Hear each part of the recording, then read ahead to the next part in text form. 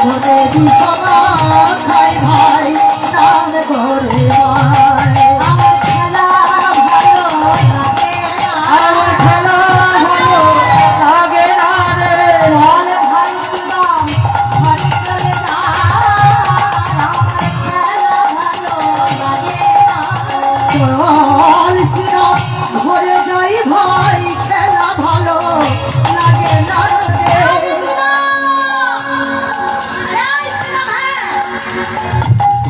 আজবার কথা তো তোদের সকলের মনে ছিল কিন্তু যাওয়ার কথা কি আর মনে পড়ে না দাঁড়িয়ে অবসান হয়ে গেছে তোরা যে আমার মার কাছে কথা দিয়ে আমায় এনেছিস সকাল সকাল যেমন যাচ্ছি তেমন সকাল সকাল তোমার বলে গোপাল ফিরিয়ে দেব তোরা কি সেই কথা ভুলে গেছিস এই যে বাবা আজবার কথাটা আমাদের সকলেরই মনে ছিল ডাক্তার বাবু বলে দিয়েছিল ওই যে দিদি আপনার এত তারিখে ডেলিভারি হবে কিন্তু এই জগতে কি এমন কোনো ডাক্তার আছে গো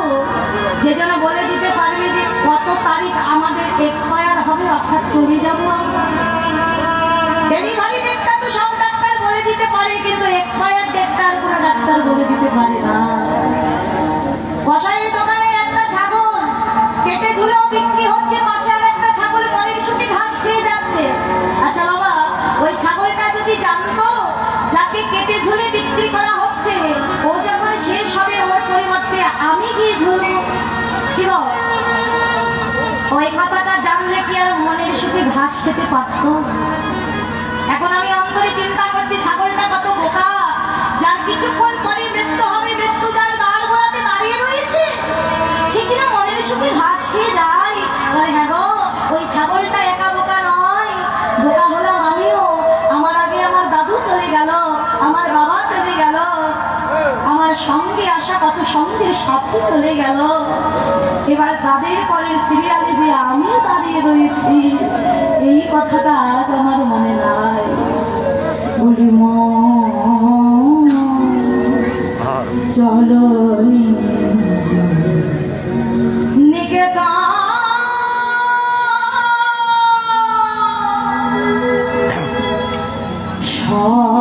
সংসার বিদেশে বিদেশি নির্বিশে তুমি ভ্রম কেন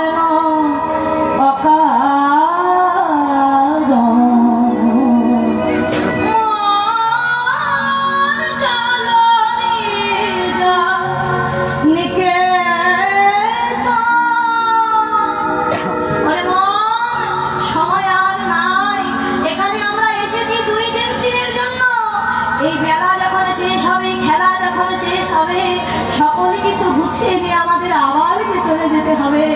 এই কথাটা আমরা কেউ মনে রাখি নাই তাই বলছে দাদা আর বিলম্ব করো না এইবার সাজিয়ে নাও পালখানা আমাদেরও যে গৃহে ফিরে যেতে হবে কিন্তু ভদ্র ভেগো কেউ যদি কৃষ্ণ ভজনের পথে না থাকি বলছে সময় এখনো আছে কাল ভজন করবো বলে কাল কাটিয়ে দিও না যখন থেকেই সময় পেয়েছো তখন থেকেই কৃষ্ণ ভজনের পথে নেমে যাও কেন এমন দেবদুর্লভ মানব জনম যদি একবার হেলায় হারিয়ে ফেলি এমন জনম আবার পাবো কিনা তার নিশ্চয়তা কেউ দিতে পারছি না তাই বলছি দাদা এবার পাল জড়ো করে নাও রাম বলে এই যে আমরা তো অনেক চেষ্টা করলাম বললো না এই যে তোর হাতে বেনখানা দিলাম এইবার তুই পাল জড়ো কর বুঝে চাঁদ মুখে দিয়া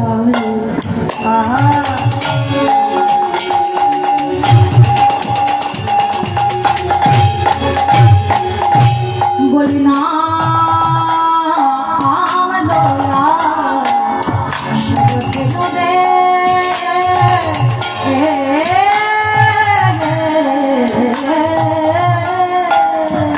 চাঁদ চাঁদ দিয়া